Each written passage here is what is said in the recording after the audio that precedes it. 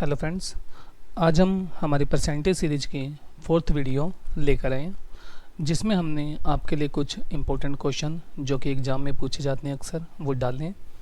तो उम्मीद करता हूँ कि ये क्वेश्चन आपके लिए काफ़ी हेल्पफुल और इम्पोर्टेंट रहने वाले हैं और इन क्वेश्चंस को हम काफ़ी ईजी तरीके से और बेसिक तरीके से समझाने वाले हैं। तो चलिए अब हम हमारा पहला क्वेश्चन देखते हैं क्या दिया गया है।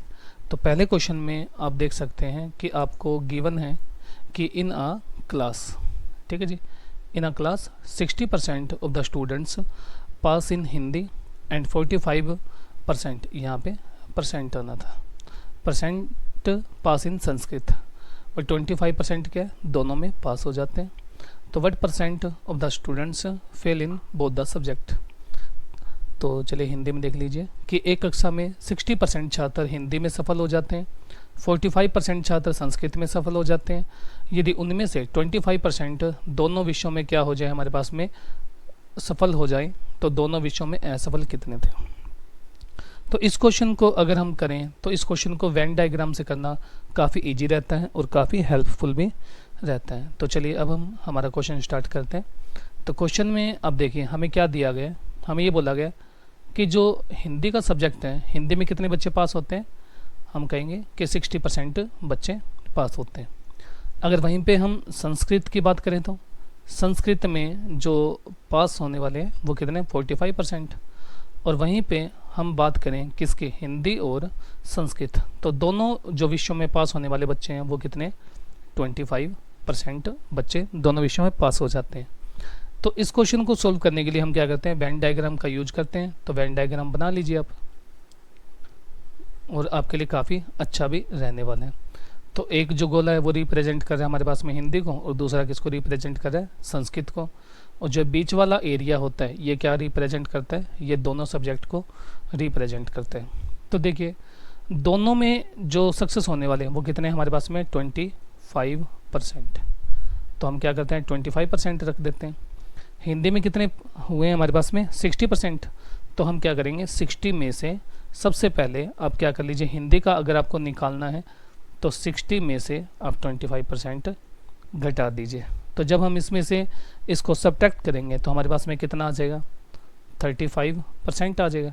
ठीक है जी, तो यानी यहाँ पे हम कितना लिखेंगे, 35%।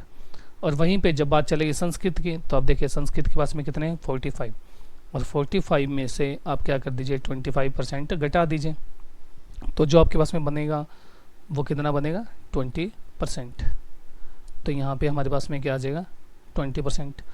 तो अब सबसे जो मेन बात होती है वेन डायग्राम में एक देखने वाली चीज़, कि हमारे पास में जो भी दिया गया है वो एक जैसा होना चाहिए। देखिए यहाँ पे पास पास और ये भी पास का दिया गया। कई क्वेश्चन ऐसे भी होंगे जिनमें आपको क्या बोल देगा कि ये फेल के दे देंगे दोनों और ये पास का दे देगा। तो आप क्या करेंगे, इनसे सबसे पहले पास का बनाएंगे, फिर उसके बाद में वेन डायग्राम में यूज करेंगे। ओके, तो सब एक जैसा बनाना होता है हमें। तो अब हमारे पास में जो वैल्यू निकल कर आई है वो वैल्यू क्या निकल कर आई है, 35। यही पास होने वाले हैं, ये दोनों में पास होने वाला था और ये संस्कृत में पास होने वाले हैं। अगर हम दोनों को, इन सभी को ऐड कर देते हैं तो हमारे पास में क्या बनेगा, हमारे पास में बनेगा 80%। यानी ये जो टोटल स्टूडेंट है ये कैसे स्टूडेंट है, जो पास हुए। बट हमें क्या बताना है, हमें तो ये बताना है कि फेल कितने हुए और कौन से सब्जेक्ट में, दोनों सब्जेक्ट में। तो दोनों सब्जेक्ट में फेल बताने। तो अब आपको पता होगा जो परसेंटेज होती है वो कितने की दी जाती है, वो दी जाती है 100% की। तो पास कितने हैं, 80%। तो हम कह सकते हैं कि जो 20% छात्र है वो दोनों में फेल हुए होंगे। तो फेल होने वाले क्या आ जाएंगे, 20%। यानी हमारा जो ऑप्शन सी होगा वो सही हो जाएगा। चलिए अब हम हमारा नेक्स्ट क्वेश्चन देखते हैं। नेक्स्ट क्वेश्चन में क्या दिया गया हमें, कि the ratio of the number of the boys and girls in a college, किस रेशो में, 3:2 में। If 20% of boys and 25% of girls are adult, the percentage of those students who are not adult. यानी एक college में लड़के तथा लड़कियों की संख्या का जो रेशो दिया गया वो कितना है, 3:2। और उसके बाद में हमें 20% लड़के और 25% लड़कियां व्यस्क है। तो हमें ये बताना है कि कितने छात्र व्यस्क नहीं है। तो अगर हम देखें इस क्वेश्चन में हमें क्या दिया गया, हमें एक रेशो दिया गया, किन किन का, हमें जो रेशो दिया गया है वो दिया गया है बॉयज़ और गर्ल्स का, ठीक है जी। क्या रेशो दिया गया है? 3:2। अब देखिए, चाहूँ तो मैं इस क्वेश्चन को क्या कर सकता हूँ, एक वेरिएबल लेट कर लेता हूँ x के साथ में और क्वेश्चन को बहुत आराम से कर सकता हूँ। अगर मैं वेरिएबल लेट करके इस क्वेश्चन को करूँगा तो आई थिंक सो ये क्वेश्चन थोड़ा कॉम्प्लिकेटेड हो जाएगा। तो इसीलिए मैं इस क्वेश्चन को थोड़ा इजी बनाने के लिए क्या करते हैं, हम इसको जो भी रेशो दिया गया है उसको 100 की फॉर्म में बना लेते हैं। तो मैं क्या करता हूँ, इस 3 को 100 से मल्टीप्लाई कर देता हूँ। तो सपोज करिए हमने लेट कर लिया एक तरह से कि मेरे पास में 300 क्या है, बॉयज़ है, और वहीं पे जो गर्ल्स है उसको मैं क्या करता हूँ 200 मान लेता हूँ। मान लिया। तो अब जो भी हमें ऊपर कंडीशन दी हुई है हम क्या करेंगे, ये कंडीशन इसके अंदर अप्लाई करेंगे और अप्लाई करने के बाद भाई हमारा जो आंसर आएगा उसको देखेंगे, ठीक है। तो देखो क्या बोला गया है, 20% ऑफ बॉयज़, यानी जो 20% ऑफ बॉयज़ हैं वो क्या है, अडल्ट है, और वहीं पे जो गर्ल्स की बात चली गई है तो गर्ल्स क्या है, 25% अडल्ट है। तो हम क्या करते हैं 300 का सबसे पहले 20% निकाल लेते हैं कि कितना हमारे पास में रहने वाला है। तो निकालिए क्या आ जाएगा, 300 का 20% और परसेंट हटाकर हम क्या करेंगे बाई में 100, और इसी प्रकार से हम क्या करेंगे 200 का 25% निकाल लेते हैं, ठीक है जी। तो 2 जीरो से 2 जीरो कैंसिल हो जाएगी और इधर भी क्या हो जाएगी 2 जीरो से 2 जीरो कैंसिल। तो हमें ये पता चलेगा कि जो हमारे पास में बॉयज़ आए हैं वो 60 आए हैं और जो गर्ल्स आई है वो कितनी आई है 50। यानी अगर हम बात करें दोनों की तो हमें ये पता चला कि टोटल 110 बच्चे ऐसे हैं जो अभी भी क्या हमारे पास में अडल्ट्स हैं, ठीक है जी। लेकिन हमें तो ये बताना है कि अडल्ट्स कितने नहीं हैं। तो हमने जो लेट किया उसके हिसाब से हमारे पास में जो टोटल स्टूडेंट रहने वाले हैं वो कितने रहने वाले हैं 500। तो हम इसकी वैल्यू निकाल सकते हैं ना कि कितने बच्चे हमारे पास में अडल्ट नहीं है। तो हम क्या करते हैं इसकी वैल्यू निकाल देते हैं कि कितने हमारे पास में अभी अडल्ट नहीं है, ठीक है जी। तो इसके लिए हम क्या करेंगे, जो 500 है टोटल स्टूडेंट उसमें से अडल्ट कितने थे 110, तो घटा दीजिए कितना आ जाएगा 390। यानी हमें यह पता चला कि 390 बच्चे ऐसे हैं जो अभी भी अडल्ट नहीं है, ठीक है जी। 390 बच्चे अभी भी ऐसे हैं जो अडल्ट नहीं है। तो परसेंटेज बतानी है किसकी, ऐसे बच्चे जो अभी अडल्ट नहीं है, ठीक है जी। तो निकालिए कितने बच्चे 390, कितने में से 500 में से, और बाई में कितना आ जाएगा 100 आ जाएगा। तो अब क्या अब करेंगे, हम इसको कैंसिल करते हैं। तो जब मैं इसको कैंसिल करूँगा तो 2 जीरो से 2 जीरो कैंसिल, 5 की टेल में ये 1 पे, और 5 की टेल में अगर इसको कैंसिल करते हैं तो 5 7 35 और 5 8 40। यानी हमें ये पता चलेगा कि 78% ऐसे बच्चे हैं जो अभी भी अडल्ट नहीं है। तो हमारा जो ऑप्शन रहने वाला है वो बी ऑप्शन रहने वाला है। ये तो भाई गलती से हो गया, तो इसीलिए हमारा ऑप्शन बी 78% आंसर आ जाएगा। तो उम्मीद करता हूँ आपको क्वेश्चन समझ आ रहे होंगे। चलिए अब हम क्या करते हैं, नेक्स्ट क्वेश्चन देखते हैं। जो नेक्स्ट क्वेश्चन है उसमें हमें बोला गया in an examination 70% of the candidates passed in English, 80% passed in mathematics and 10% failed in both. तो if 80 candidates passed in both the total number of candidate was. तो हमें क्या गिवन दिया गया, हमें गिवन है कि एक परीक्षा में 70% प्रतियोगी अंग्रेजी में, 80% प्रतियोगी गणित में सफल होते हैं और 10% प्रतियोगी ऐसे हैं जो दोनों विषयों में क्या हो जाते हैं हमारे पास में फेल हो जाते हैं। तो यदि जो पास होने वाले बच्चे हैं दोनों विषय में वो कितने 84% है। तो हमें ये बताना है कि कुल कितने प्रतिभागी थे, प्रतियोगी थे। तो देखिए अब अगर आप थोड़ा ध्यान से देखेंगे तो आपको ये पता चलेगा कि ये क्वेश्चन दोबारा से हमारे पास में क्या आ गया, वेन डायग्राम वाला क्वेश्चन है। हमें सब्जेक्ट दिए गए हैं कौन कौन से, हमें 2 सब्जेक्ट दिए गए। एक तो हमारे पास में सब्जेक्ट है इंग्लिश, और जो दूसरा सब्जेक्ट है वो कौन सा रहने वाला है, मैथमेटिक्स रहने वाला है। तो इंग्लिश में हम देखते हैं सबसे पहले जो पास होने वाले हैं, तो पास हमारे पास में कितने हुए, पास होने वाले हैं 70%, और वहीं पे मैथमेटिक्स में पास होने वाले कितने 80%। तो ये जो आए हैं हमारे पास में ये क्या है, ये ऐसे कैंडिडेट हैं जो पास हुए, ओके। और वहीं पे अगर 100 में से 70% पास हो गए तो हम ये कह सकते हैं कि 30% ऐसे रहे होंगे जो इंग्लिश में फेल हुए हैं, और वहीं पे 20% ऐसे रहे होंगे जो मैथ में क्या हुआ है हमारे पास में फेल हुए हैं, ठीक है जी। तो हमने पास और फेल के रेशियो निकाल लिए। अब हमें ये पता है कि इंग्लिश प्लस मैथ, जो दोनों विषयों में फेल होने वाले स्टूडेंट हैं वो कितने हैं हमारे पास में 10% है। अगर आपने ध्यान दिया हो तो ये जो चीज़ थी ये मैंने आपको पहले ही बताई थी कि हमें क्या करना होता है, दोनों को सेम बनाना होता है, और ये भी हमारे पास में क्या है, फेल रहने वाले हैं। ठीक है जी। तो अब आप देख सकते हैं कि ये भी हमारे पास में फेल हो गया और ये भी फेल हो गया।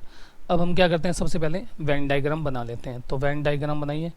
तो हम क्या करते हैं, दोनों को अलग अलग कलर का बना लेते हैं ताकि आपको समझने में भी दिक्कत नहीं होगी। ठीक है जी। तो यहाँ पे ग्रीन वाला हम कह देते हैं कि ग्रीन वाला किसको रिप्रेजेंट कर रहा है, हमारे पास में मैथ को रिप्रेजेंट कर रहा है, और वहीं पे जो रेड वाला है वो किसको रिप्रेजेंट कर रहा है, वो रिप्रेजेंट कर रहा है इंग्लिश को, और जो बीच वाला है वो किसको रिप्रेजेंट कर रहा है हमारे पास में, जो दोनों में फेल हुए हैं उनको।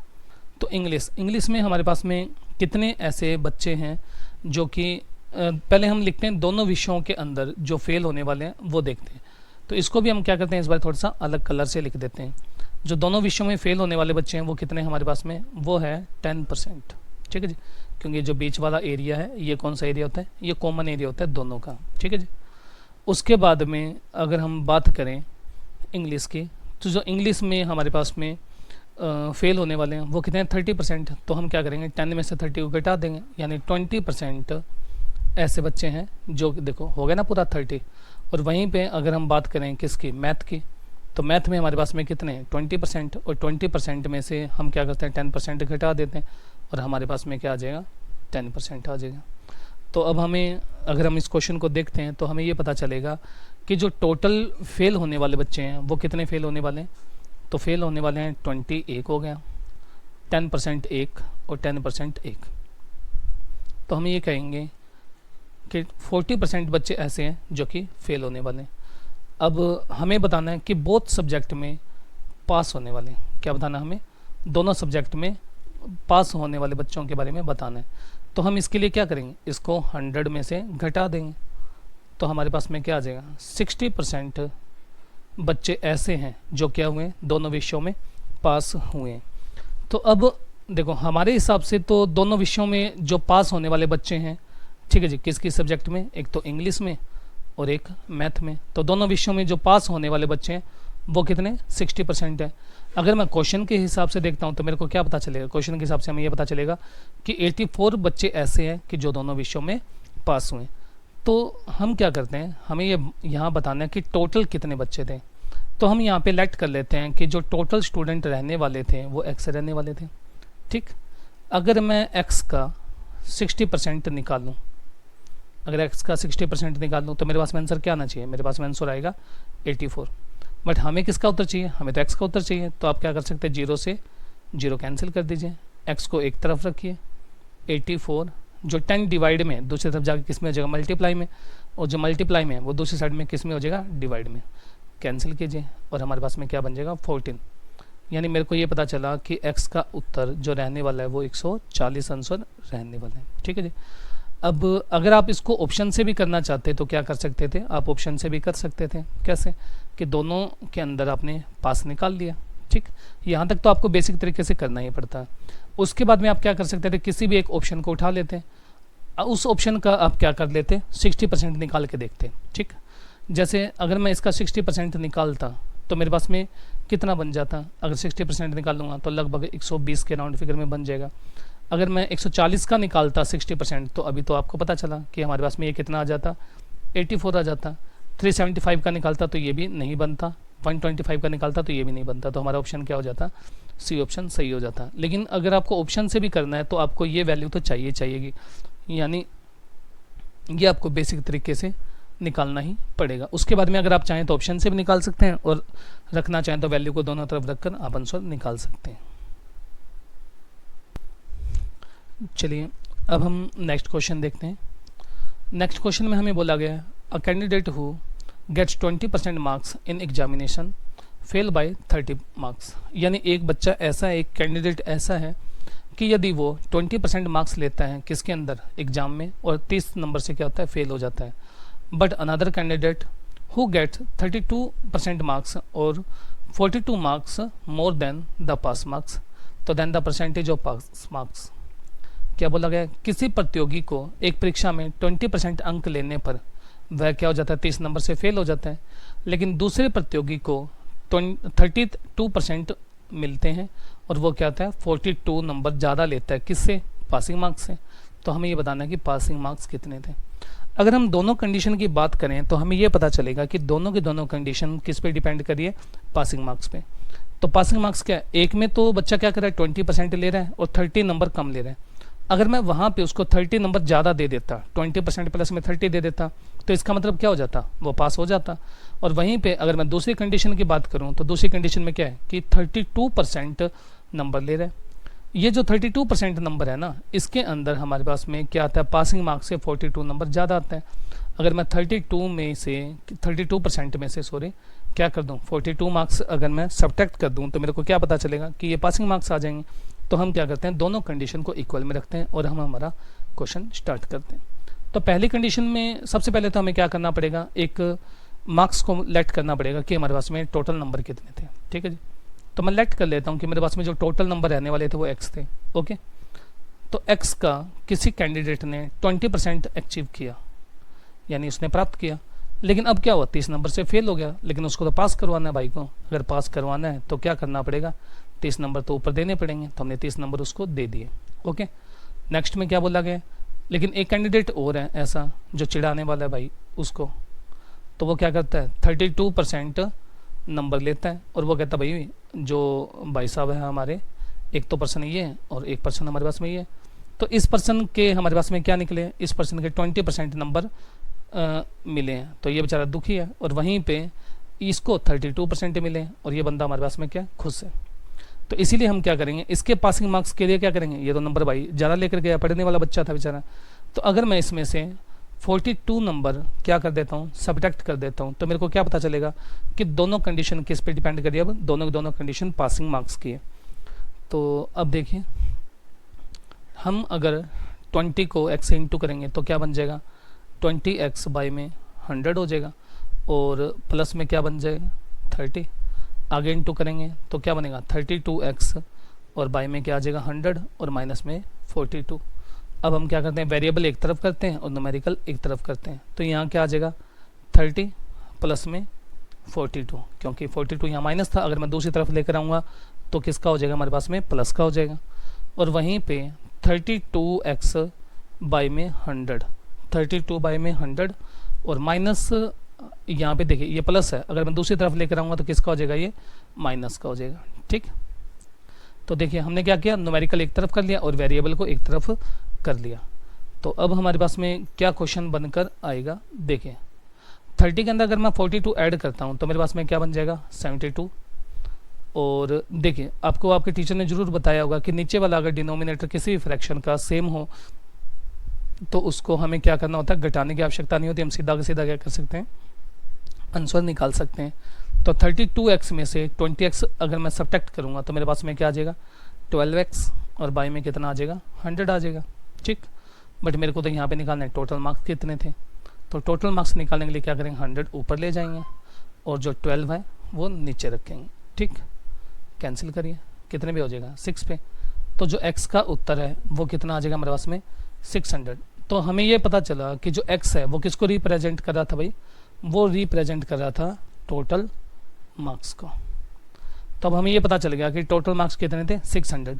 तो अब हमें क्या पता चला कि हमारे पास में जो टोटल नंबर है, जो टोटल मार्क्स थे वो कितने आ गए, हमारे पास में 600 नंबर आ चुके हैं। ठीक है जी, तो हमारे पास में 600 नंबर आ गए हैं, और हम क्या करते हैं, अब हमें पासिंग परसेंट निकालने हैं। हमें क्या निकालने हैं, पासिंग परसेंट निकालने हैं। तो पासिंग परसेंट निकालने के लिए हम क्या करेंगे, सबसे पहले हमारे पास में ये तो पता होना चाहिए ना कि पासिंग मार्क्स कितने थे, परसेंटेज तो तभी निकलेगी। तो हम सबसे पहले क्या करते हैं, पासिंग मार्क्स निकालते हैं। आपके सामने दो कंडीशन है, चाहे तो ये लगा लीजिए और चाहे आप ये कंडीशन लगा लीजिए, और दोनों से आप पासिंग मार्क्स निकाल सकते हैं। तो हम कौन सी कंडीशन लगाएंगे, हम पहली कंडीशन लगा लें। ठीक, तो क्या करेंगे, 600 का 20% निकालिए सबसे पहले। अगर मैं 600 का 20% निकालता हूँ तो मेरे को क्या पता चलेगा कि 20% 120 बनता है।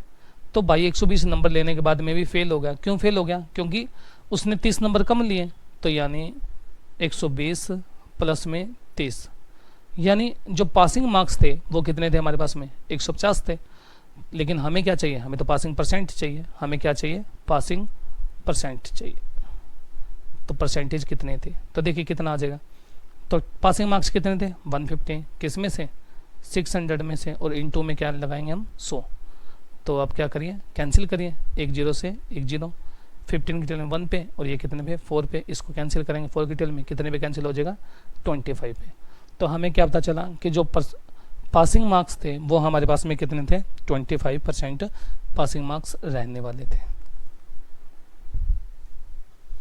चलिए अब हम क्या करते हैं, नेक्स्ट क्वेश्चन देखते हैं। नेक्स्ट क्वेश्चन में हमें क्या गिवन है कि Ram spends 40% of his salary on food, 20% on house rent, 10% on entertainment and 10% on convenience. तो if his saving at the end of month are 1500, तो हमें क्या बताना है, then his salary per month, तो इसकी जो सैलरी वो बताना, मासिक वेतन क्या रहने वाला है। तो देखिए राम अपने वेतन का 40% भोजन पर, 20% घर के किराए पर, और 10% क्या करता है, मनोरंजन पर, और 10% यातायात पर खर्च करता है। यदि महीने के अंत में उसकी बचत कितने रुपए रहनी चाहिए, 1500, तो उसका मासिक वेतन कितना था, हमें ये बताना है।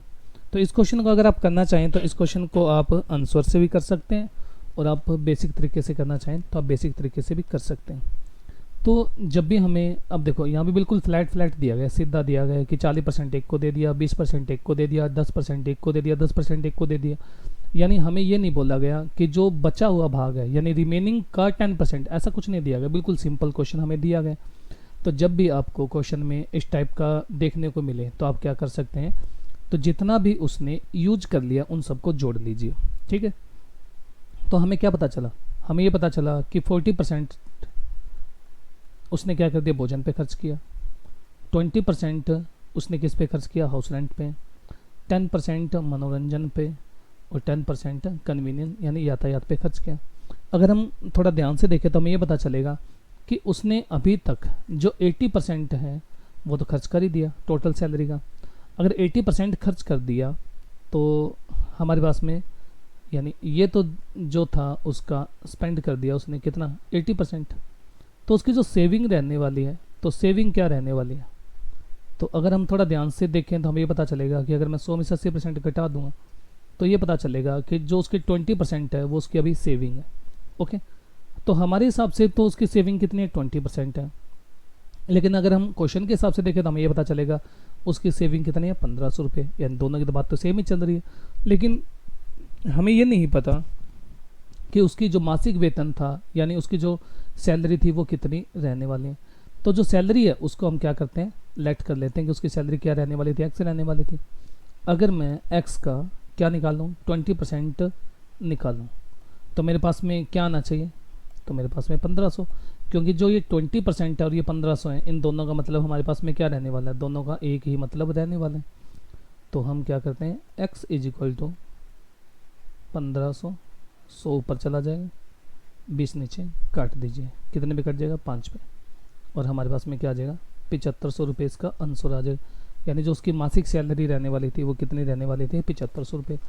अब देखिए अगर इस क्वेश्चन को आप ऑप्शन से करना चाहते हैं तो ऑप्शन से भी काफ़ी इजी हो जाता। तो आपको ये पता चला कि उसने जो टोटल खर्चा किया है वो कितना खर्चा किया, वो 80% उसने खर्चा कर दिया, ठीक है जी। तो अगर मैं ऑप्शन से निकालना चाहूँ तो मेरे को क्या पता चलेगा, तो मेरे को यही पता चलेगा ना कि उसने 7500 का, देखो मैं 7500 ही उठा रहा हूँ यहाँ पे क्योंकि हमें पता चल गया कि हमारा जो आंसर रहने वाला वो कितना, 7500 रहने वाला है। तो 7500 का आप 80% निकाल लीजिए, ठीक है जी। अगर आप 80% निकाल देंगे तो आपको क्या पता चलेगा, 0, 8, 5, 40, 8, 7, 56, 6, यानी 6000 रुपये उसने क्या कर दिया, खर्च कर दिए। तो अब देखिए टोटल कितने थे, 7500, कितने रुपए थे, 7500, 7500 में से उसने 6000 रुपये ख़त्म यानी स्पेंड कर दिए हैं। तो अब उसके पास में 1500 रुपये बच गए। तो हमारे ऑप्शन में तो ये बात बोल रहे हैं ना कि 1500 रुपये उसके पास में बच गए। तो अब क्या कर सकते हैं, इस क्वेश्चन को इस तरीके से भी कर सकते हैं। चलिए अब हम देखते हैं हमारे वीडियो का लास्ट क्वेश्चन क्या दिया गया है कि a man gives 50% of his money to his son 30% to his daughter, 80% of the rest is donated to a trust, यानी ट्रस्ट को डोनेट करता है। If he is left with 1600, तो now how much money did he have in the beginning, यानी शुरुआत में उसके पास में कितने पैसे थे। तो क्या पता चला, एक व्यक्ति अपने धन का 50% भाग अपने बेटे को दे देते हैं, 30% भाग किसको दे देता है, अपनी बेटी को दे देता है, और जो शेष राशि बची है वो क्या करता है, 80% किसी एक ट्रस्ट को दे देता है। अब यदि उसके पास में 16,000 रुपये बचे हैं तो ये बताना है स्टार्टिंग में उसके पास में कितने पैसे थे। तो देखिए हमें क्वेश्चन में क्या बोला गया, हमें ये बोला गया कि भाई का एक बेटा है, ठीक है, बेटे को क्या करेगा, 50% दे दिया, तो बेटा क्या हो गया, खुश, ठीक है जी। वहीं पे उसने बाकी, उसकी एक बेटी भी है और बेटी को भी उसने क्या कर दिया, 30% दे दिया। तो आपको पता होगा ना, बेटियां तो बहुत जल्दी बुला सकते हैं आप उसको, तो उसको 30% में बुला दिया। अब उसने, देखिए आपको क्या पता चलेगा कि टोटल उसने अपनी सैलरी का जो भी उसके पास में धन था उसका 80% क्या कर दिया है, अपने बेटे और बेटी को दे दिया है, ठीक है जी। अब हमारे पास में रिमेनिंग उसके पास में क्या रह गया, उसके पास में अब कितना बच गया हमारे पास में, तो रिमेनिंग रह गया उसके पास में अब 20%। अब जो इस 20% में से अगर आप देखें तो मैंने अभी आपको पिछले क्वेश्चन में बताया था कि पिछला क्वेश्चन जो था वो फ्लैट चल रहा था, यानी बिल्कुल सीधा चल रहा था, यानी इतना इतना दिया है। लेकिन इस क्वेश्चन में हमें ये दिया गया है कि पहले दो कंडीशन तो फ्लैट में दी गई है कि 50% एक दे दिया, 30% एक दे दिया, लेकिन जो नेक्स्ट कंडीशन दी गई है ना, उस कंडीशन में ये बोला गया है कि जो रेस्ट है, यानी जो बचा हुआ भाग है उसका 80% भाई क्या कर रहा है, डोनेट कर रहा है। तो यानी 20% का हमारे पास में कितना, 20% का डोनेट कर रहा है किसको, एक ट्रस्ट को, कोई भी ट्रस्ट बना दो भाई, लो जी, कोई मंदिर को उसने क्या कर दिया, दे दिया, कितना दे दिया मंदिर को दे दिया उसने 80%, किसका, 20 का। तो अब आप क्या करिए, 20% का 80 निकाल दीजिए। अगर आप 80 निकालेंगे तो आपको ये पता चलेगा कि उसने 16% ट्रस्ट को दे दिया, यानी किसको, इसको दे दिया। तो अब हमारे जो पुजारी साहब है वो भी बेचारे बहुत ज़्यादा खुश हो गए, ठीक है। तो अब हम क्या करेंगे, हमें ये पता चला कि उसने इस प्रकार से अपनी इनकम को डिस्ट्रीब्यूट कर दिया है, 50% अपने बेटे को दे दिया, 30% अपनी बेटी को दे दिया और 16% अपनी जो भी था इनकम का उसको ट्रस्ट को दे दिया। तो देखिए टोटल उसने कितना दे दिया है, 15% एक दे दिया, 13% अपनी बेटी को दिया और 16% ट्रस्ट को दिया। तो यानी अब तक वो 96% अपनी सैलरी का सारा यूज कर, जो भी उसके पास में इनकम थी, धन था या राशि थी, उसका यूज कर चुका है, ठीक है। तो टोटल कितना था उसके पास में, 100%, 100 में से 96% उसने क्या कर लिया, यूज कर लिया। तो अब उसके पास में कितना बच गया, 4%, यानी हमारे हिसाब से तो 4% बच गया, लेकिन उसके हिसाब से कितने बचे हैं, अब 16,000 रुपये बचे हुए। तो हमें ये बताना है कि जब ये स्टार्टिंग में अपने धन को बांटने के लिए आया था, कौन, हमारे पास में ये जो भी पर्सन था, ओके, भाई साहब बांटने आए थे, अब इनके पास में कितने रुपए हैं, 16,000 रुपये हैं। तो स्टार्टिंग में इनके पास में कितना धन था, तो ये तो हमें पता ही नहीं कितना था, तो हम लेट कर लेते हैं कि इसके पास में जो स्टार्टिंग में पैसे थे वो कितने थे, वो स्टार्टिंग में पैसे इसके पास में एक्स रहने वाले थे, ओके। अगर मैं थोड़ा ध्यान से देखूँ तो मेरे को ये पता चलेगा हमारे अकॉर्डिंग तो उसके पास में 4% बचना चाहिए, लेकिन उसके अकॉर्डिंग क्या बच रहा है, 16,000 रुपये। तो यानी इन दोनों का जो मतलब है वो सेम ही रहने वाले हैं, ठीक है। तो क्या करेंगे, हमें ये पता चला एक्स का अगर मैं 4% निकालता हूँ तो मेरे पास में क्या बन जाएगा, मेरे पास में बन जाएगा 16,000 रुपये, ठीक है जी। तो x इज इक्वल 16,000, हमें तो x का उत्तर निकालना है, 100 किस में चला जाएगा, इनटू में, और इनटू वाला किस में चला जाएगा, डिवाइड में। कैंसिल करिए, क्या बन जाएगा, 4,000 बना। तो यानी x का जो उत्तर आ जाएगा हमारे पास में कितना आ जाएगा, यानी उसके पास में स्टार्टिंग में इतने रुपए थे, यानी 4 लाख रुपए उसके पास में थे, ठीक है। तो हमें यही बताना था। अगर आप इसको ऑप्शन से करना चाहें तो ऑप्शन से तो क्वेश्चन हो जाएगा, कोई बहुत बड़ी बात नहीं है। कैसे होगा, आप 4 लाख का सबसे पहले क्या निकाल लीजिए, 80% निकाल लीजिए। अगर आप 4 लाख का 80% निकालेंगे तो आपको क्या पता चलेगा, आपके पास में उसने 3,20,000 रुपये तो अपने बच्चों को दे दिया।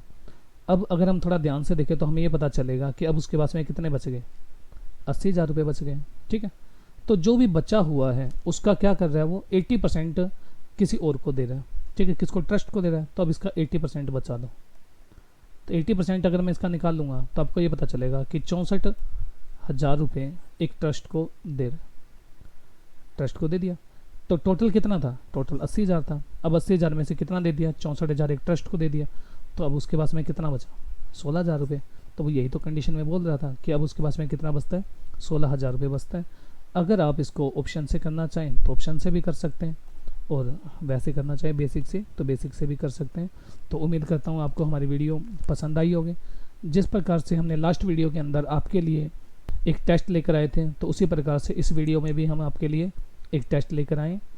तो आपके सामने 2 क्वेश्चन हैं, आप सभी के सभी बच्चे इन क्वेश्चन को करें और हमें कमेंट बॉक्स के अंदर इन क्वेश्चन के आंसर भी दें, ताकि हम आने वाले टाइम में आपके लिए एक और भी ऐसी अच्छी वीडियो लेकर आते रहें। धन्यवाद। अगर आपको हमारी वीडियो अच्छी लगी हो तो आप हमारे चैनल को शेयर करें, सब्सक्राइब करें और लाइक करना ना भूलें। धन्यवाद।